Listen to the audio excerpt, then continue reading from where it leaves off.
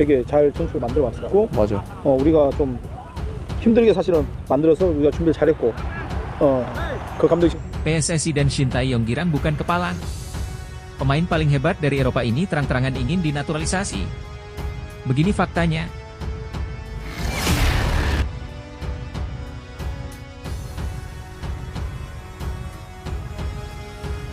PSSI dan Shin Tae-yong girang bukan kepala. Pemain paling hebat dari Eropa ini terang-terangan ingin dinaturalisasi. Niatnya sangat tulus untuk bantu timnas Indonesia lolos Piala Dunia 2026. Satu lagi calon naturalisasi, Damian van Dijk akui sudah berkomunikasi dengan utusan PSSI. PSSI dikabarkan akan mendapatkan satu lagi amunisi diaspora. Pemain yang tengah dipantau tersebut adalah Damian van Dijk. Damian saat ini bermain untuk Telstar U21. Pemain berusia 20 tahun ini dapat memainkan beberapa peran di lini pertahanan. Selain sebagai bek tengah, yang merupakan posisi alaminya, Damian juga bisa bermain sebagai bek kanan dan gelandang bertahan.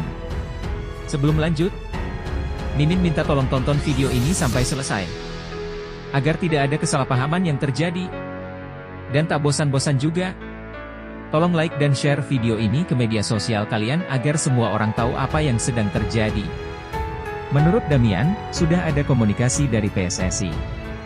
Waktu itu, yang menghubunginya adalah utusan PSSI, Hamdan Hamidan, yang dikenal sebagai salah satu tokoh kunci di balik program naturalisasi atlet Indonesia. Tahun lalu, aku beberapa kali berbicara dengan Pak Hamdan, kata Damian.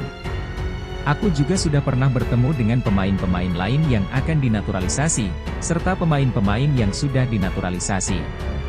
Aku sudah berkomunikasi dengan baik dengan mereka, lanjutnya. Nama Damian masuk dalam daftar 150 pemain diaspora yang disebut Ketua Umum PSSI, Erick Thohir, berpeluang dipanggil timnas Indonesia. Namun, menurut Erick, dari 150 nama tersebut nantinya akan diseleksi untuk melihat mana yang benar-benar berkualitas dan dibutuhkan. Nah, sebelum lanjut mendengar berita ini, buat para netizen, keluarkan satu kalimat pamungkas untuk menanggapi kabar ini. Menurut kalian gimana teman-teman? Apakah timnas Indonesia masih perlu menaturalisasi pemain belakang? Atau justru PSSI harusnya mencari pemain depan? Mengingat lini serang timnas sangat tumpul. Terbukti, 2 pertandingan kemarin gol-gol timnas Indonesia bukan berasal dari striker. Ayo teman-teman, berikan komentar kalian di kolom komentar. Bravo timnas. Bravo ST. Bravo PSSI. Ayo Garuda. Buktikan bahwa level kita sudah dunia. Tiket Piala Dunia harga mati. Di sisi lain, jangan lupa juga satu kalimat khusus untuk Shin Tae-yong yang sedang berusaha keras memajukan sepak bola Indonesia. Silahkan tulis di kolom komentar. Ayo terbang tinggi Garuda. Mari kita lanjut teman-teman. Peluang Damian untuk dinaturalisasi saat ini cukup terbuka. Dengan tinggi 191 cm, ia bisa menggantikan posisi Elkan Bagot, yang belakangan ini tidak memperkuat timnas Indonesia. Menurut Damian, ia sangat terbuka dengan peluang membela Merah Putih. Ia merasa bisa membantu Indonesia bermain lebih baik ke depannya. Tentu aku terbuka. Aku pikir, Indonesia bisa membantuku menjadi pemain yang lebih baik. Aku juga berpikir bisa membantu permainan sepak bola Indonesia menjadi lebih baik, ujar Damian. Akan sangat bagus jika kita saling membantu, tambahnya. Damian mengungkapkan ada kendala dalam proses naturalisasinya. Menurut pemain yang memiliki ayah asal Bogor tersebut, sulit bagi pemandu bakat PSSI untuk melihat penampilannya saat ini. Menurutku, agak sulit untuk mengikuti perkembangan timku dari Indonesia, kata Damian. Selain itu, Hamdan sempat melihat langsung penampilannya beberapa waktu lalu. Namun, karena baru pulih dari cedera, penampilannya saat itu tidak optimal. Saat mereka, pemandu bakat PSSI, melihatku, aku baru bermain bola lagi dan baru berlatih 2 kali. Jadi, tidak banyak yang bisa kulakukan waktu itu, jelasnya. Setelah latihan ini, mereka juga langsung pergi. Jadi, aku tidak bisa bicara dengan mereka, tambah Damian. Damian mengaku akan tetap semangat meski tidak terpanggil untuk menjalani proses naturalisasi dalam waktu dekat. Ia menegaskan akan terus bekerja keras untuk menarik minat pemandu bakat dari PSSI. Aku harap mereka akan datang lagi dan melihat penampilanku dalam beberapa pertandingan. Aku yakin 100% mereka akan antusias dan akan memproses naturalisasiku, kata Damian. Kalau saat ini waktunya belum tepat, aku akan tetap bekerja keras dan berusaha menjadi versi terbaik. Pada suatu saat, pasti mereka akan melihatku, ia menandaskan. Kalian setuju gak teman-teman? Timnas Indonesia disarankan uji coba lawan tim selevel Irak sebelum tampil di putaran ketiga kualifikasi Piala Dunia 2026. Timnas Indonesia disarankan untuk menggelar uji coba melawan tim selevel Irak sebelum tampil di putaran ketiga kualifikasi Piala Dunia 2026 zona Asia. Saran ini disampaikan oleh pengamat sepak bola Indonesia, Muhammad Kusnaini. Nah, seperti biasa teman-teman. Sebelum lanjut mendengar berita kedua ini, buat para netizen, keluarkan satu kalimat pamungkas untuk menanggapi kabar ini. Silahkan tulis di kolom komentar. Mari kita lanjut teman-teman. Timnas Indonesia berhasil melaju ke putaran ketiga sekaligus meraih tiket otomatis ke Piala Asia 2027. Kepastian ini diperoleh setelah skuad Garuda mengalahkan Filipina 2-0 di matchday terakhir grup F. Hasil tersebut membuat mereka finish sebagai runner-up grup F dengan koleksi 10 poin. Pencapaian ini sangat membanggakan karena Timnas Indonesia sukses menciptakan sejarah dengan melaju ke putaran ketiga kualifikasi Piala Dunia 2026 zona Asia. Selain itu, skuad Garuda menjadi satu-satunya wakil dari Asia Tenggara setelah Vietnam, Thailand, dan Malaysia harus terhenti di putaran kedua. Kita patut bangga atas pencapaian Timnas ke putaran ketiga kualifikasi Piala Dunia zona Asia. Meskipun kita pernah bermain di Piala Dunia sebagai Hindia Belanda, lolos sampai putaran ketiga di era sekarang ini sangat tidak mudah, kata pria yang akrab disapa Bungkus. Namun, Bungkus menyoroti catatan buruk Timnas Indonesia yang selalu kalah saat bertemu Irak. Tim besutan Shin Tae-yong memang selalu menelan kekalahan dalam dua pertemuan di fase grup F. Pertemuan pertama mereka kalah 1-5, sementara pertemuan kedua kalah 0-2. Bungkus menyayangkan Timnas Indonesia belum mampu mengatasi Irak. Menurutnya, tim berjuluk Singa Mesopotamia itu merupakan parameter kekuatan negara Asia yang akan dihadapi skuad Garuda di putaran ketiga kualifikasi Piala Dunia 2026. Lolos ke putaran ketiga artinya kita menyingkirkan beberapa negara lain di kawasan kita, seperti Vietnam dan Thailand. Tapi kita lolos tanpa mengalahkan Irak, padahal Irak adalah salah satu negara elit dalam sepak bola Asia, tuturnya. Artinya, kemampuan kita di level elit Asia belum terlalu kuat. Di putaran ketiga nanti, lawan kita adalah tim papan atas Asia, seperti Jepang, Korea Selatan, Qatar, dan Australia, lanjut Bungkus. Oleh karena itu, Bungkus menyarankan PSSI untuk menggelar laga uji coba sebelum Timnas Indonesia tampil di putaran ketiga.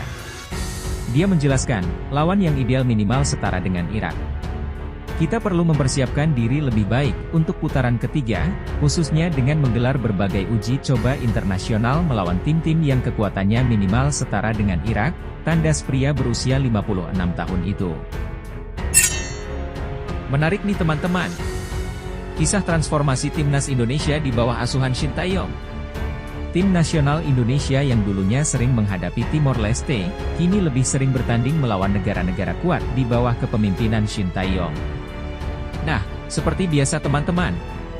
Sebelum lanjut mendengar berita ketiga ini, buat para netizen, keluarkan satu kalimat pamungkas untuk menanggapi kabar ini. Silahkan tulis di kolom komentar. Mari kita lanjut teman-teman. Perubahan ini menarik untuk disimak, terutama mengingat masa kelam Timnas Indonesia sebelum dilatih oleh pelatih asal Korea Selatan tersebut yang banyak beredar di media sosial. Shin Tae-yong tak bisa disangkal telah berhasil membawa Timnas Indonesia berkembang pesat. Hal ini terlihat dari peningkatan peringkat FIFA yang signifikan dan berbagai prestasi membanggakan lainnya. Meskipun Shin Tae-yong belum berhasil memberikan gelar juara bagi Timnas Indonesia, baik di tim senior maupun kelompok umur, ia sukses membawa Garuda ke berbagai turnamen bergengsi. Kini, Timnas Indonesia lebih sering melawan tim-tim kuat.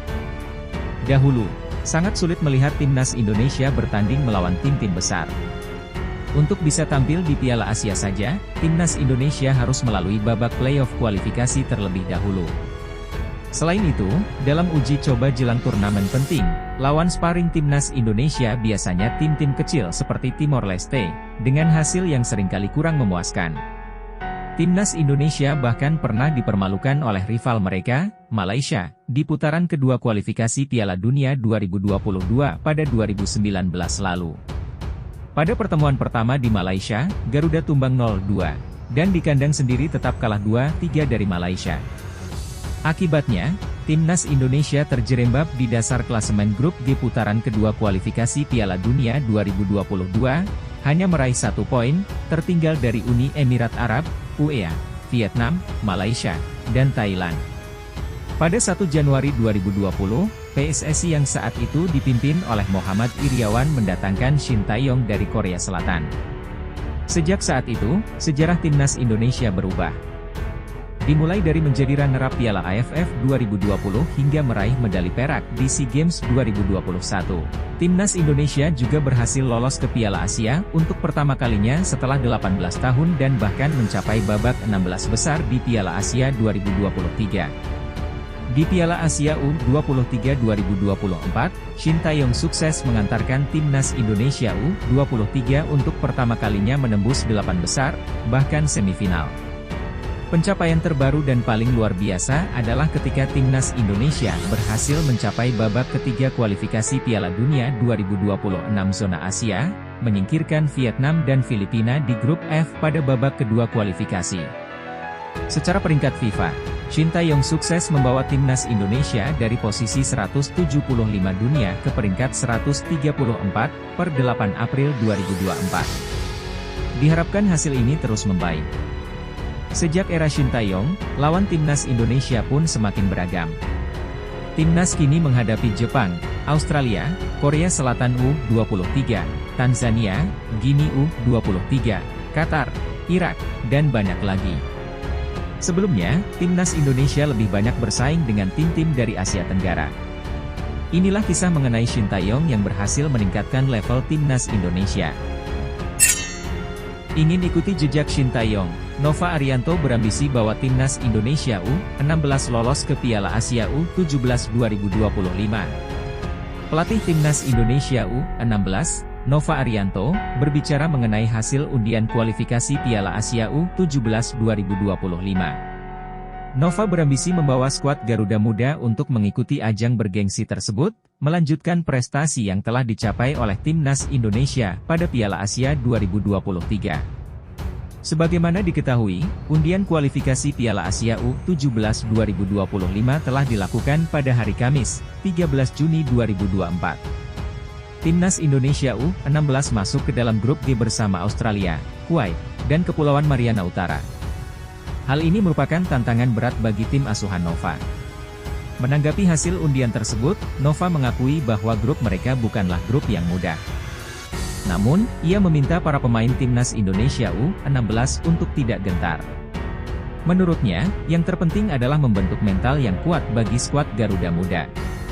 Kami mewaspadai semua lawan di grup kami dan saya berharap para pemain memiliki mental yang berani dan kuat untuk menghadapi siapapun lawannya, kata Nova ketika dihubungi oleh MNC Portal Indonesia, Kamis, 13 Juni 2024.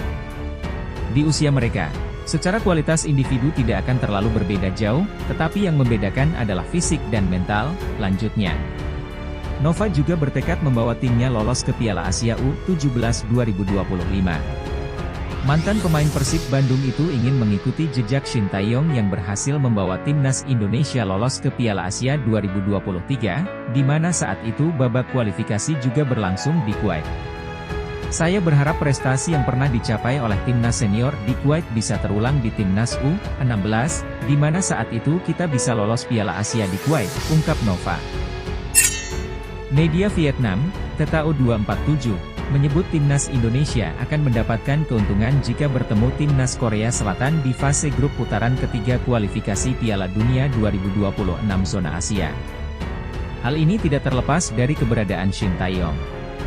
Timnas Indonesia berhasil melangkah ke babak ketiga kualifikasi Piala Dunia 2026 zona Asia setelah menjadi runner-up grup F di putaran kedua.